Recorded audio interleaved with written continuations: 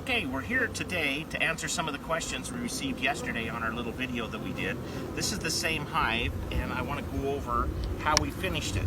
So you can see the bees held really well. This is a mite strip right here. So we're using Apivar today. With a break in the brood cycle, it's a really good time to treat for mites. Put a glove on, make sure that you handle this properly. This gives you a 42-day kill with the Varroa Destructor, and that's all that strip does. It's for Varroa mites. The other thing I want to talk about, we call this Salvation Salve, or the new name for it is Bee Shine, but this is a homeopathic medicine. It's essential oils, and what it's used for is to change the smell of the beehive.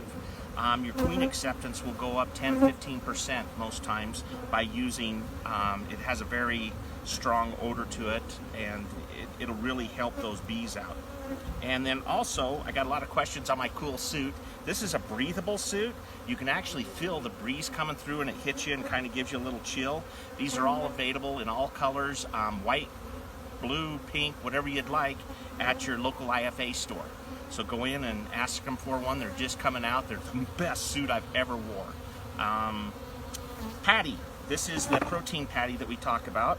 So I'm going to squish this down, and this is going to go on the top of the bottom box. So we'll just brush the bees back a little bit so we don't smash them. Put that patty right there. And this is a protein supplement. So this is pollen, or a pollen supplement for protein, and then the liquid bee food, the fat bee liquid bee food, is for the carbohydrate. It contains all your trace minerals, your probiotics, everything that you're going to need to make a nice beehive is contained already in there. So total. Don't water it down. Just feed it straight. Okay, I appreciate your time again today. Have fun.